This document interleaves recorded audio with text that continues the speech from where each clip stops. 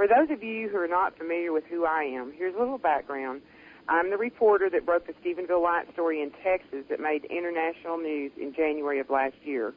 You can see my work at www.angeliajoiner.com, AngeliaJoiner.com, and I encourage you to visit the site. Lots of great pictures and stories there. I also want to let you guys know that tomorrow I'm going to be visiting a ranch near Glenrose. It's called the Underwood Ranch. Glenrose is probably about 35 miles from Stephenville. It's said there is a meteor there on that property that's the size of a washing machine. So I'm going to go take some pictures and kind of check that out in the morning, and I'll have my take on it at my website, AngeliaJoiner.com. So that's just a little tidbit so you know what I'm up to for the weekend.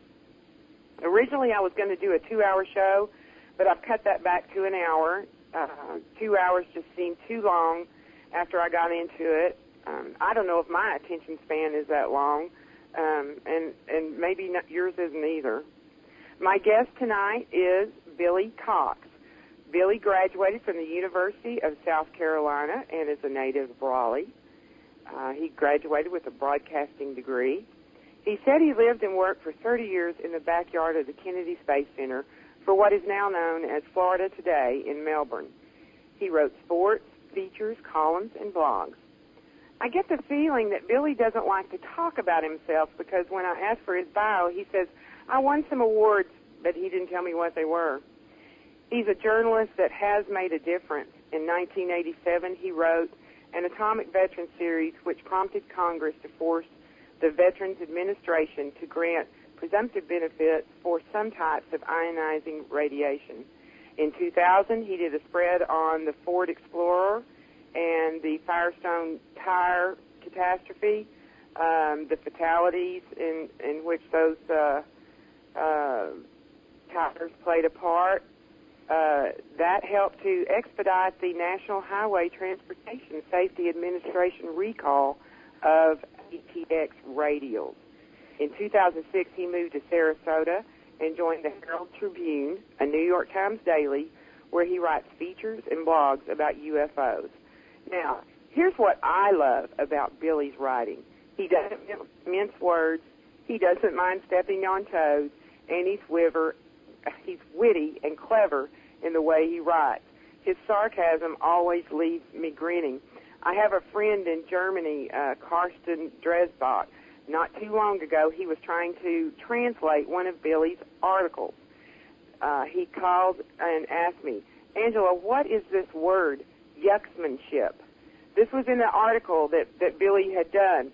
And I tried to explain to Carson that he wasn't going to find that in an English dictionary. Welcome, and thanks for being with us tonight, Billy.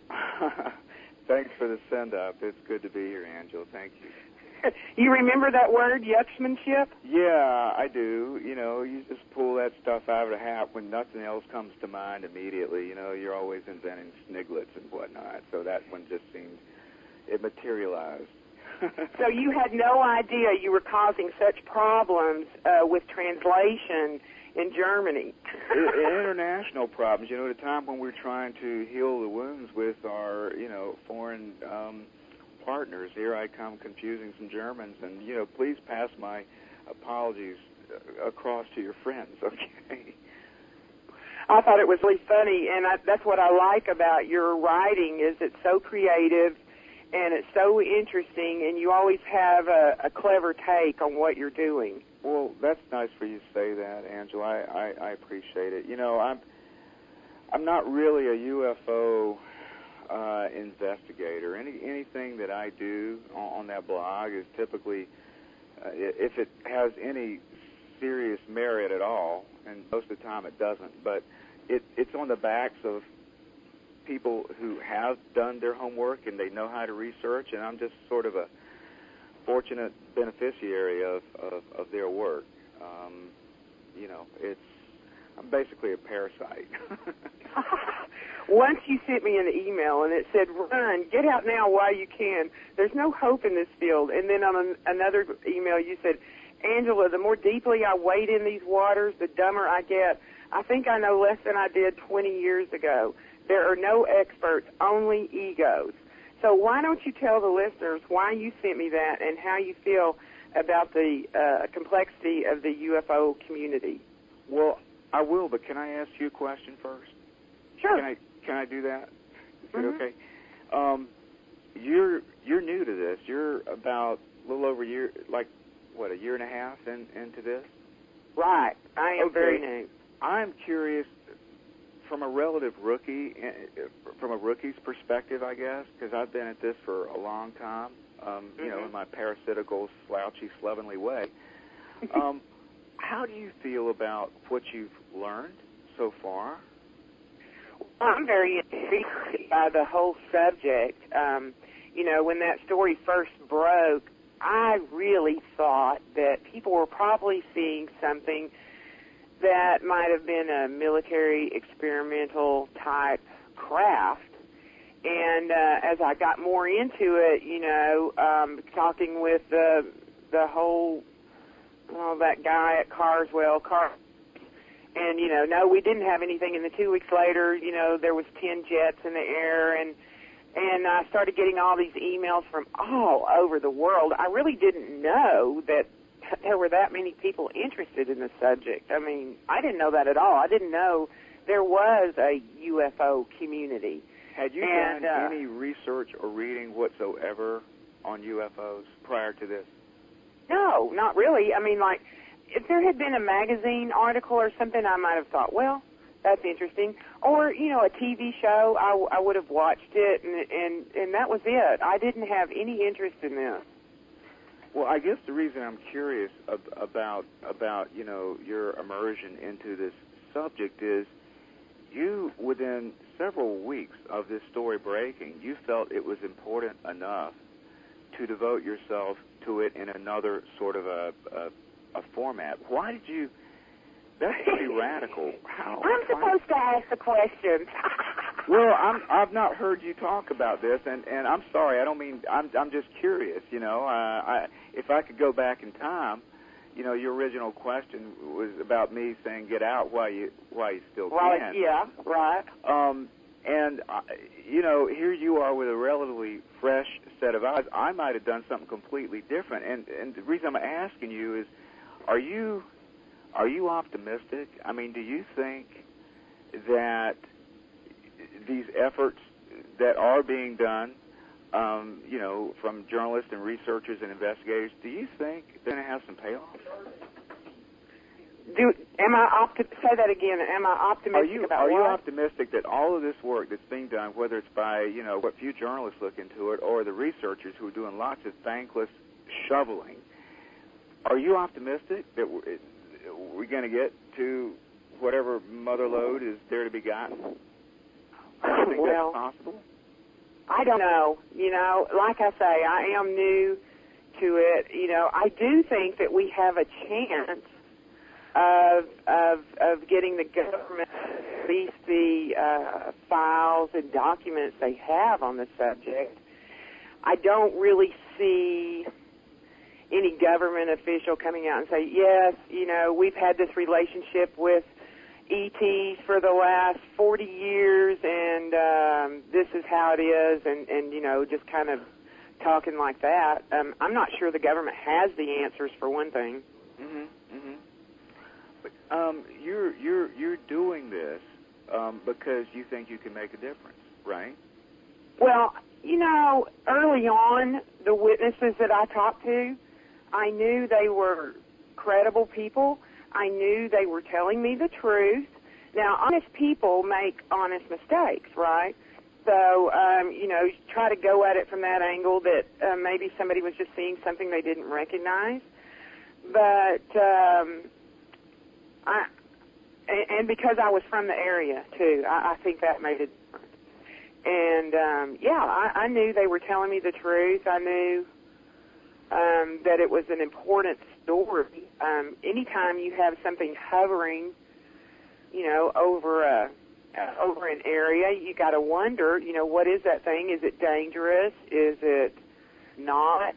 Exactly what's going on with that. So I don't know. I just I did become very caught up in it, and I was asked to drop the story, and that's why I ended up leaving the newspaper. So.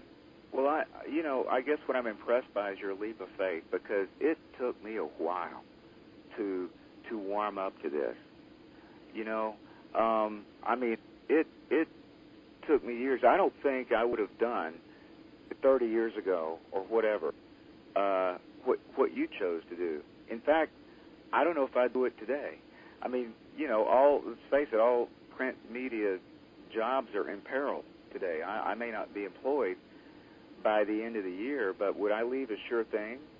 For now, anyway, to take this leap of faith, such as you've done, I can't say that it would. So that's very impressive. Well, thank you. Yeah. So why did you tell me to run and get out while I could?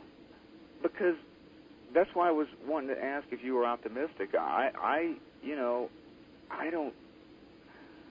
don't see anything but a hall of mirrors here. I mean, I know people who've devoted their whole lives to this, and yeah, it's easier to research today than it was, before the age of the internet. Right. But I'm not sure that I'm any closer. In fact, I don't think I am any closer today than I was back in 1979 to understanding what this stuff was all about.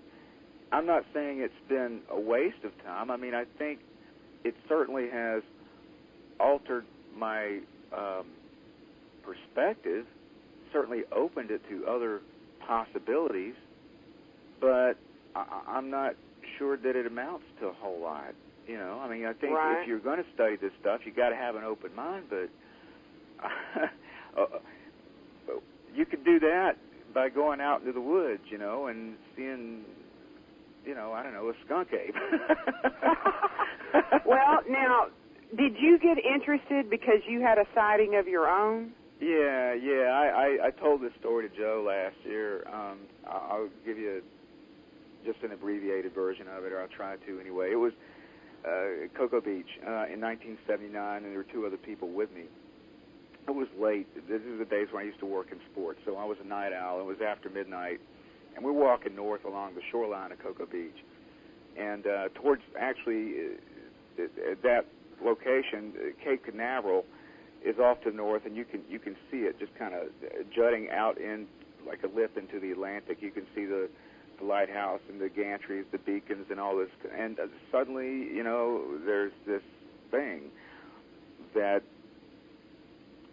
emerges from the night sky off to the east.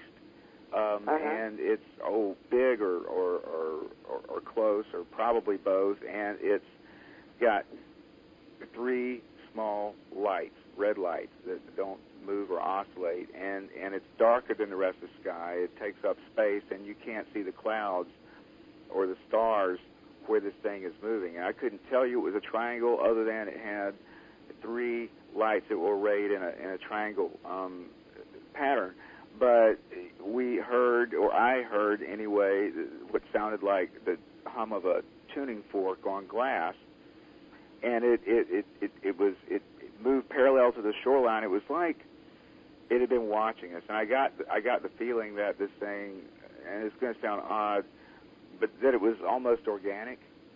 Right. It was one of those things that appeared alive, and anyway, my buddy Steve took off for it, and I told Terry, my girlfriend at the time, I told her to look, and she saw it, and I tried to run after Steve because he's running after it. It's moving up ahead of us, and Terry's going, no. She's grabbing my arm, and I'm shaking her off because I want to see this thing.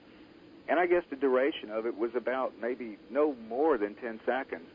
And it just sort of tilted and sort of dissipated or dissolved back into the night sky, which I thought, man, that's audacious. I mean, the launch pads are right up the road there. You can see the old gantries of the shots that took some of the astronauts up to the moon. Mm-hmm. So anyway, yeah, that got me going. That's the short version of it. But would I have done what you did? Would I have, assuming there were other witnesses who saw it too, and it was pretty spectacular in my way of thinking, would I have said, unless you're going to let me, cover what I think is a really important story, I'm going to try to do something else? I don't think so, So that piqued your interest, and yeah. you started researching then after you had a sighting. Very slowly, I didn't want to appear like a zealot. I didn't want to appear like... Were you able to get any pictures? No, unfortunately, and I didn't know what to do. I called Patrick Air Force Base, which is down in Satellite Beach, which is maybe 8 or 9 miles south of Cocoa Beach, and they do some really interesting stuff there. And of course they said no, you probably need to call somebody else. And I think I might have called the Cocoa Beach Police Department, but they'd say, well, no, we haven't heard anything else. So what do you do with that stuff? Where do you go with it? Well, that's the problem with a lot of witnesses, they don't know who to talk to. The area law enforcement people usually aren't interested. And those are the days where you didn't have the internet. You didn't have like the National UFO Reporting Center, or MUFON wasn't online. So, you pretty much, today we have a few more options. Not that you're going to get any satisfactory answers, but at least today there are places you can go to and log a report. Back then, you were kind of stranded. Yeah, you were. Yeah. Hey, last week I had Miles O'Brien on.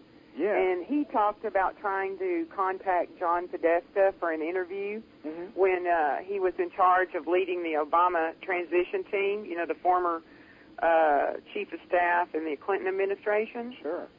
You tried to get him too, didn't you? Several times, yeah. And it's hard to make any contact. Last time was, I guess it was it April or March? Anyway, it was fairly recently. It was this year, and, I just wanted, here's a guy who's obviously extremely bright.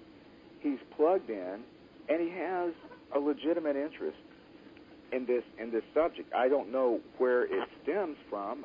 That's one of the things I'd like to ask. How does someone, in a sort of a quasi-policy position like he's in, how do you develop an interest in this, And it's a legitimate question to ask, especially since in 2002 and 2003 he makes these public statements in a press conference. And all I'd like the guy to do is just say, yeah, I think this is interesting because X, Y, Z. And why is it so compelling? And if it is so compelling and you're confident enough to make a public statement at a press conference, why not push for some rigorous investigation or study on a policy level? That's what I'd like to know. I think I know the answer to that, but I don't want to speculate. I'd just love to sit down and do an interview with the guy and see what he and just kind of hash it out. I'm a sympathetic audience, obviously. I'm not going to make fun. Somebody, if you see a UFO like me, you're certainly not you don't have the high ground. So, yeah. Well, he did sort of go out on a limb, in his position, and saying it's not only the right thing to do, it's the law. Exactly. That was a fairly compelling statement. I was so impressed when I heard that. I thought, finally, here's somebody who knows the score. And, it's rare to see that sort of candor in Washington, because he's absolutely right. It is the law, or it was the law, with the Clinton executive order, and of course it was amended during the Bush years to mean something a little bit different, but now it's been restored under President Obama. So, I thought that was admirable, and I would love to see him step up to the plate again. Me too. I understand now that Dems are in power that you've got to be a little bit more cautious. It's the kiss of death politically, I think. but I'm not so sure the Republicans know how to make an issue out of it. You know, you look at Ronald Reagan and all the things that he was saying about UFOs or aliens or ET invasions back in the 80s, and, you know, the leader of the Godfather, the saint of the Republican Party, is out there, you know, beyond John Podesta, actually. Yeah. So, but I don't think the Republicans know how to, quote, unquote, exploit this issue. I'd love to see them try it. So many in this field are looking at Obama's promises of a more transparent government as a good sign that he will be the, quote, disclosure, unquote, president, whatever that means. He even made a speech today at the National Archives saying that he wants to move forward where possible with declassification, where it can be done safely without jeopardizing national security and the American people. What do you think of Obama? You think he's the one? No, you know, not for this issue, not for the UFO stuff. I'm very confident in his intentions to have a more transparent government. I mean, actually, he doesn't have a very tough act to follow after, you know, the Bush-Cheney clampdown kicked in. All the secrecy. The secrecy. I mean, you know, Bush expanded the classification powers to agencies that had never even considered being able to censor their own stuff. So, I mean, Obama really doesn't have a hard act to follow. But, I mean, I've been reading this stuff with the exopolitics people, and, you know, oh, yeah, we're just, you know, not that far away from having disclosure. You know, Obama's going to do it. I don't think he's going to be in a position to even contemplate that until deep into his second administration, assuming he gets that far. I mean, I just don't see it. I don't see any political capital to be gained by addressing this issue, unless, of course, there is an unforeseen grassroots movement where people in their home districts, you know, back in Mayberry, start writing to their congressman, and suddenly you've got a groundswell, and I don't see anything happening along those lines. I mean, I just don't see it. Well, it does seem like he's got other things to attend to. That's one of the ironies, too, Angela. You know, I think when we are surrounded, we are swamped, we're engulfed by this crumbling economy, by an energy crisis, I guess you can call it that, and the rising unemployment and these two wars without end.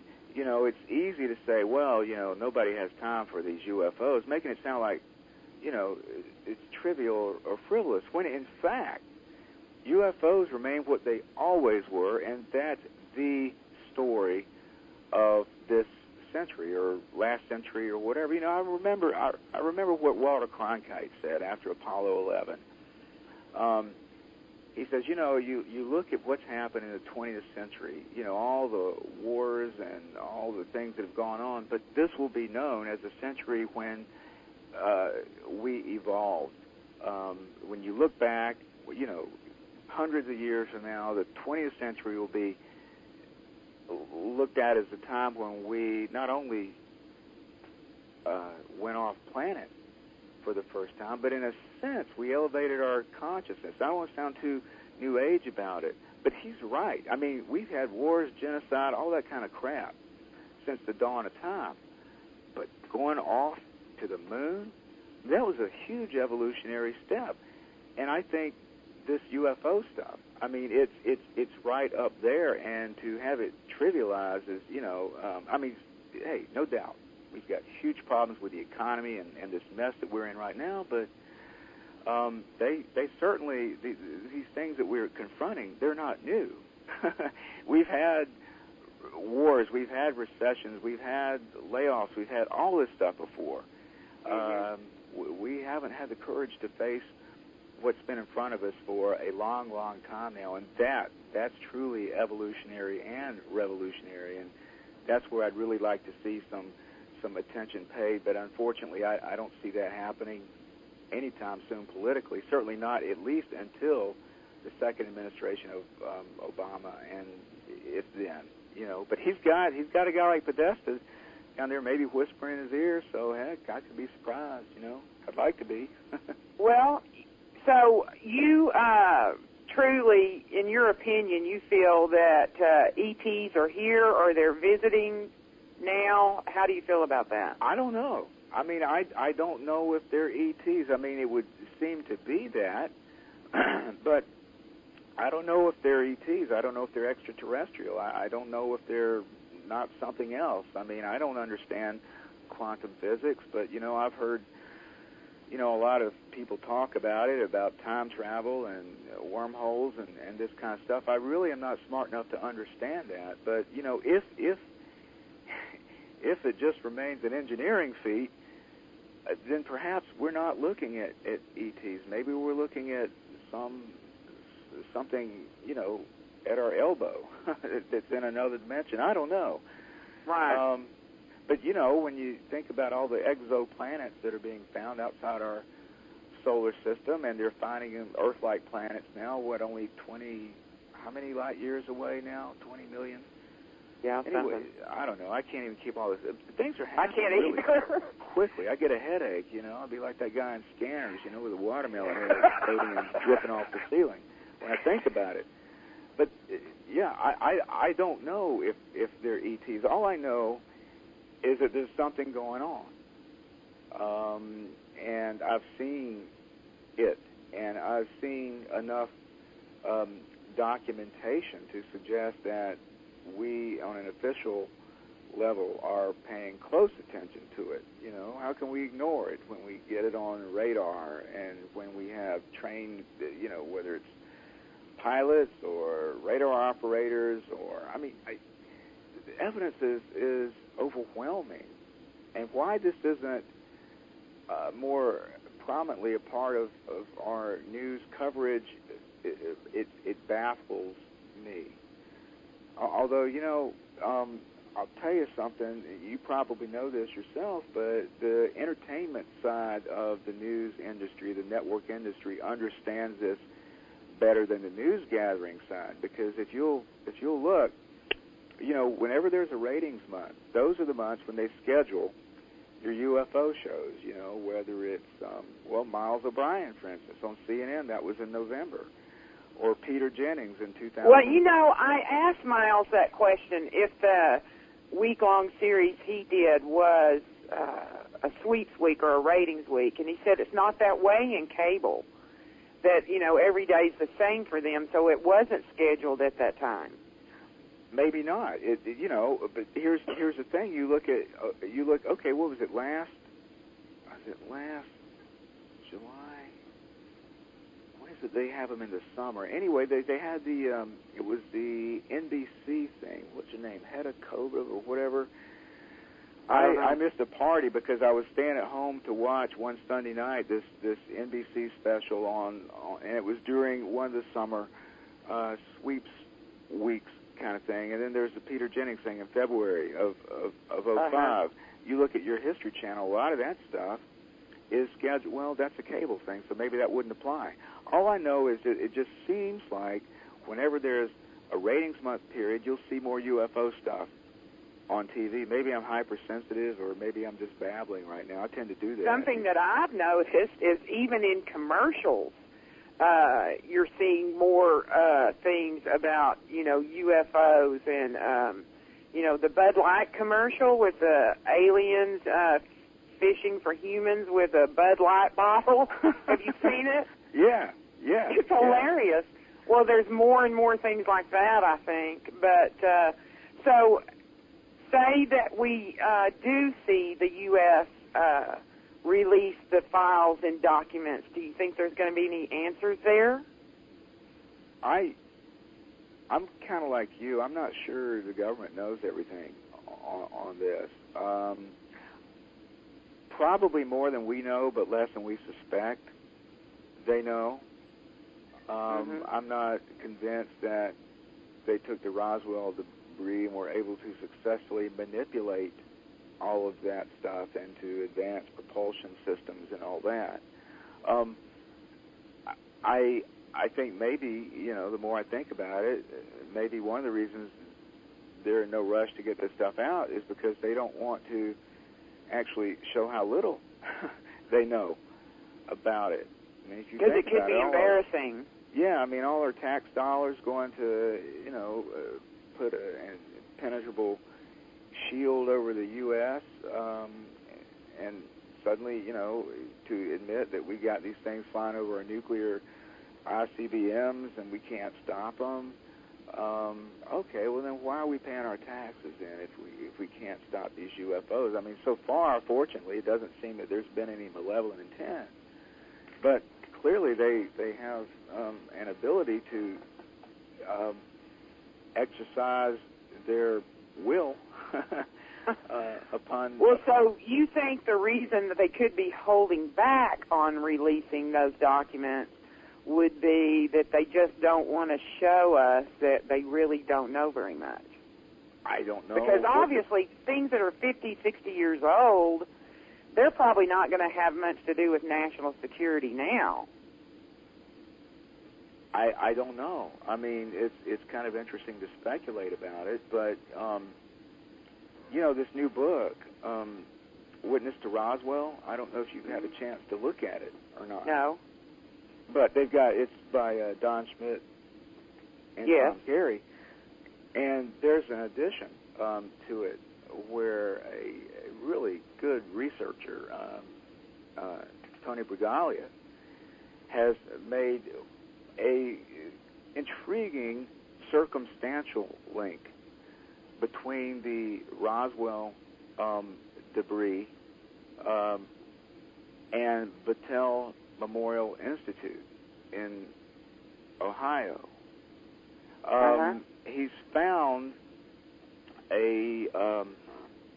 it's kind of a complex story, actually. I don't know if I want to get really too deeply involved in it right now because it's kind of Tony's story to tell. But the book is fascinating because he's actually, and this is what I really like, he's done some documentation. He's done that kind of research. And, as he says, it's a document, really, it's worth it. He doesn't say this, but I'm putting words in his mouth.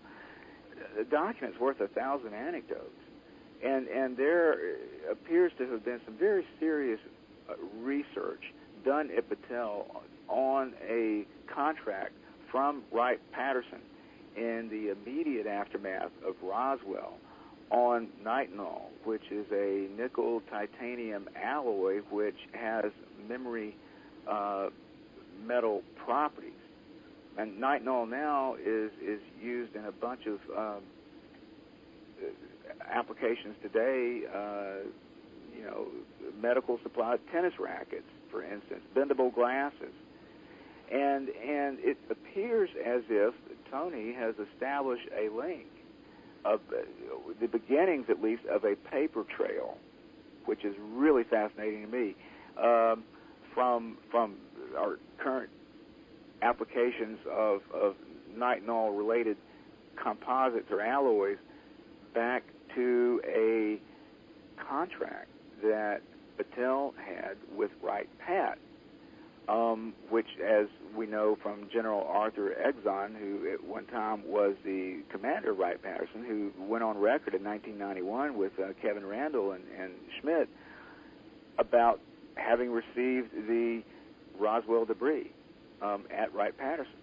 I mean, it's fascinating. It's an intriguing story, and, that's actually somebody, you might want to get those guys on to talk about it. It's not really my story to tell. I'm just, again, I'm a parasite, I'm coming in, and I'm thinking, geez, what if the media actually paid attention to this stuff? What if they were to train their gumshoes on this type of stuff? I mean, we'd be a lot farther along, Nobody reads The Void, by Billy Cox, but, boy, if it was somebody else that,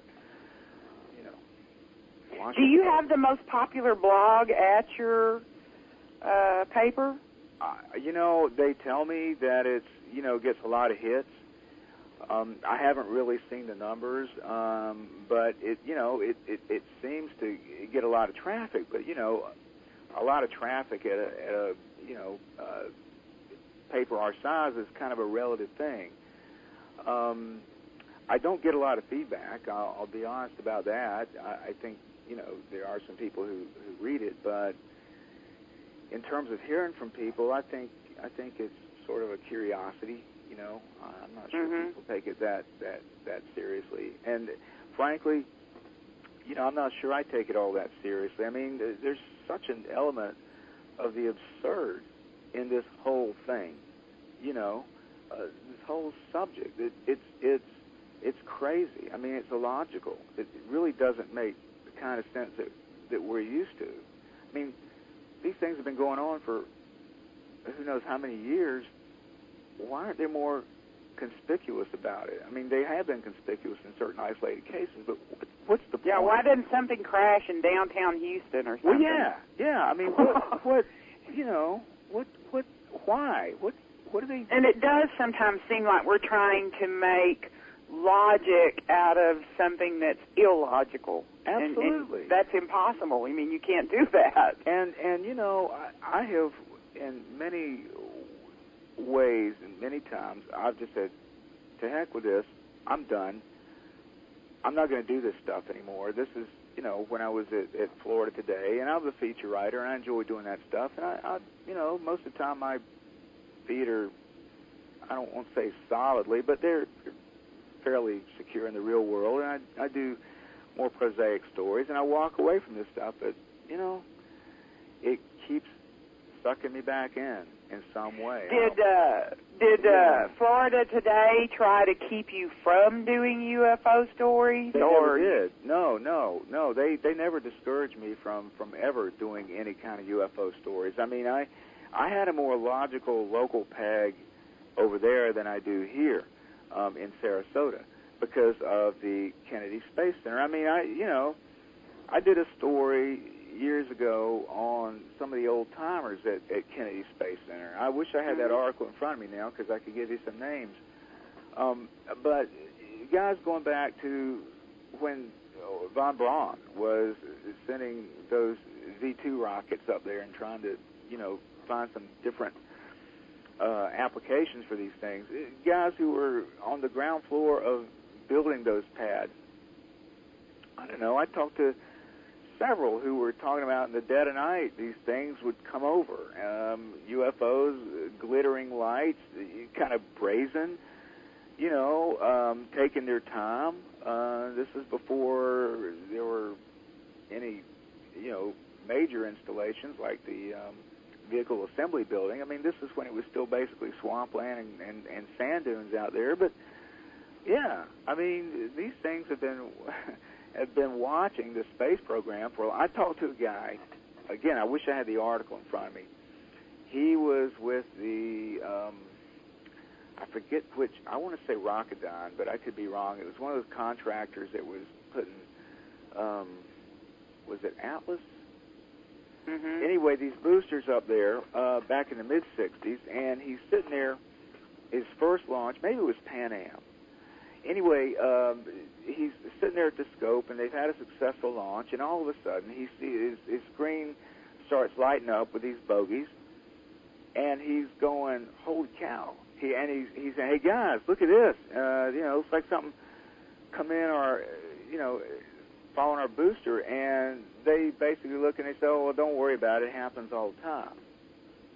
And it happens all the time? Yeah, and they don't interfere with the mission, so just relax. And he's wigging, you know. He's going, what? How can you be sure?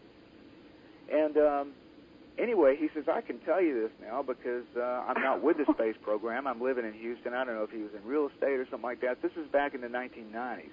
And I said, can you? So they have these launches and they have these unknowns around the launch all the time. Well, yeah. Oh, I'll tell you another story too, but let me finish this one. And so I said, do you have any names of people that colleagues? And he said, yeah. And he gave me the name of his supervisor. The supervisor who in the 1990s was still working at those NASA facilities. I think he was a contractor. I don't think he was a government employee. So I called the dude up and I said, hey, Mr. whatever, XYZ. I explained what I just told to you. And I said, what about this? And he just kind of chuckled and he says, well, I don't know anything about that. He says, I don't know why he'd tell you a story like that. Oh, my gosh. Yeah. I said, and the guy says, call him up, and he'll verify it, and he backs up off the whole thing. He didn't. He didn't say he would verify it. He just said, I work with this guy. So I called the guy up, and he, basically poo-pooed what the guy in Houston was saying. I said, are you saying the guy in Houston is a liar? He said, no, I'm not going to call him a liar. He says, our memories are just different. Okay, here's a note. Yeah, okay. Okay, hang on, let me take a swig of water. Okay. There's... That's amazing. My daughter was playing soccer on the Space Coast, as we call it, about 10 years ago. And this was a Sunday soccer game, a little micro soccer. It wasn't as intense as, the Tuesday or Thursday soccer. It was just stuff that the kids would do to play around and fill up a Sunday afternoon. They weren't very into it. But nevertheless, there was a woman whose daughter played on my daughter's team, and she was dressed in scrubs, and we were talking. She didn't know me, I didn't know her. She didn't know I worked at the newspaper, certainly, and I could tell obviously she was in the medical profession of some kind, and I was asking her what she did, and she was telling me, and she said, it's tough, that neither me or my husband generally are at the game together for my daughter because, he's on the go all the time. I said, what does he do? She said, he works at Tech Lab over in Patrick Air Force Base. Now, Tech Lab is a really interesting facility there. They I think in the whole time I was there, they might have opened it up to the public once or twice. It's right on A1A. It overlooks the ocean. And after 9/11, it was one of the first things that they secured. I mean, it's very sensitive. They do nuclear missile or nuclear bomb monitoring. One of the real coups that they scored was in 1979. They detected this explosion off of South Africa. It was supposedly the first nuclear bomb that Israel had exploded. And that was monitored supposedly at Tech Lab at Patrick Air Force Base. So they do really interesting work there. So anyway, she's telling me her husband works at Tech Lab. I said, well, that's kind of interesting. And he's always in go, huh? She says, yeah. She says, sometimes he'll get called out without any notice at all, and he'll have to leave, and I don't know when he's going to be back. He might be back 2 days. It might be 2 weeks. Yeah. And it's hard to prepare, meals and all this kind of stuff. And we got about 3 minutes, so. Oh, okay. Well, anyway, bottom line is she volunteered this to me that he was talking about how these UFOs would follow space shuttle flights. I said, you're kidding. What do you mean UFOs? She said, well, UFOs. I said, what do they look like? She said, disc, with the dome and that. I said, really? How do you know? He said, she said he showed me some pictures. They take pictures of these things. I said, you're kidding. And I'm just going, I want to do cartwheels, right? And I said, how often does this happen? Yeah, there's your second source on the same story. Well, it's kind of a different story because in the 60s they were talking about expendable launch vehicles, and here they were talking about the space shuttle. I said, how often does that happen with these shuttle flights? She goes, oh, not that much, maybe once every 3 flights. Every 3 flights? Yeah. She said, but it's no big deal. They don't get freaked out because these things never interfere with the mission.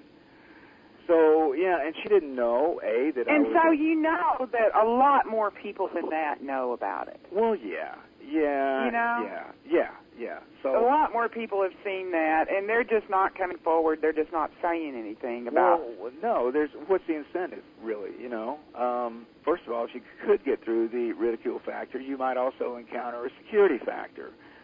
So it's just a losing proposition all the way around. I got a quick question before we have to go. Yo. Okay, I know you wrote a story on Edgar Mitchell into the Pentagon to meet the Admiral, what's his name? Wilson, Tom Wilson. Yes. Uh-huh. Do you think that Wilson actually talked to Mitchell? Yeah, he admitted he talked to Mitchell. You think he just backed off the story? That's a good question. Now, Wilson's story to me was that after hearing Mitchell and presumably Steve Greer, after hearing what they had to say, he didn't think it was what they had told him was compelling enough for him to go and do a search into special access programs or whatever, which I find a little hard to believe. But that's his story, and he's sticking with it. So what are you going to do with that? So, you know, he's saying that he never did even bother to look, Because and he didn't think it was, say that's right. that he looked and couldn't get access. That's Greer's story. That's what Stephen Greer said. Who do you think is telling the truth there? I don't know. I think I want to put him in a big pit of jelly or pork and beans and so duke it out. I'd pay to see that. That'd be fun. That's what I want, man. You could charge for that. I'd pay. I think a lot of people would pay to see that. Yeah, that'd be fun. Okay, Billy, I've got to wrap it up. And cool. So we didn't get to go into everything I wanted to. You know, I've debated, do I do 2 hours, do I do 1 hour? I can't decide. So in this case, I hope that you'll come back again and we can do another hour. I'd enjoy that, Angela. You're a good interview. Thank you. Okay, that sounds great. And thanks so much for being here with us tonight. Thanks to everybody in the chat room. I'm sorry, I do have difficulty reading, talking, typing, and listening at the same time. Maybe I'll get better than that, but thank you for joining us tonight for the Joiner Report on UPRN Network. Good night, y'all. Bye. Good night. Thanks. Good night. See ya. Bye-bye.